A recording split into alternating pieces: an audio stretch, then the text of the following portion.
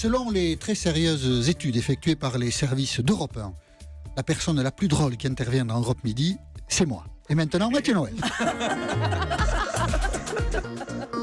Il y a l'humour volontaire et l'humour involontaire. Il faut voir aussi. Il teste tout à Europe 1.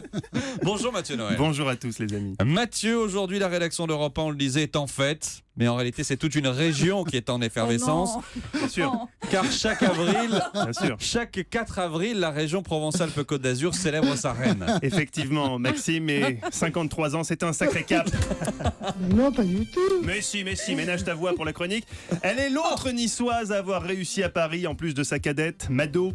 Il y a 2 jours importants à Nice chaque année, le carnaval avec la bataille des fleurs et l'anniversaire des Varrocs que tout niçois de sexe masculin connaît, puisque là-bas, On l'appelle la flasheuse. Elle est capable de dresser 1500 à l'heure.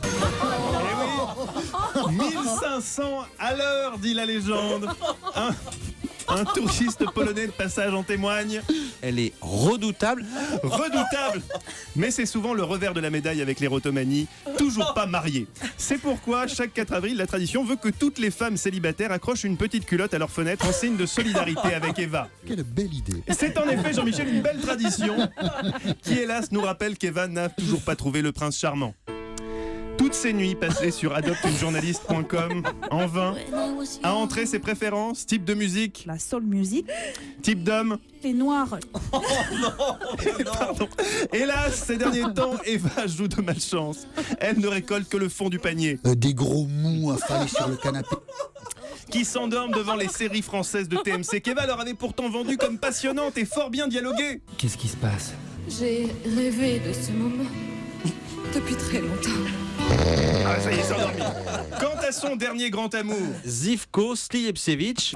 il est passé dans sa vie comme une étoile filante. Certes, c'était pas Brad Pitt, Il était borgne en plus à cause d'un accident de jeunesse. mais il avait cette énergie commune à tous les livreurs de pizza Speed Rabbit. Ah ouais.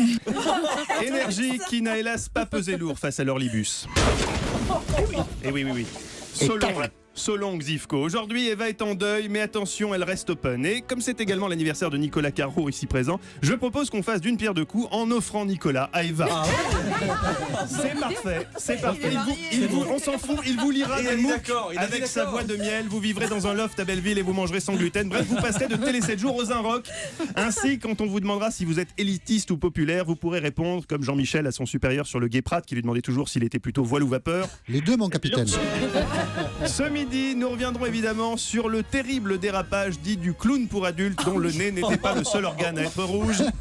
Ouais, ça n'a pas fait autant rire Fabien Damias, je vous le dis tout de suite.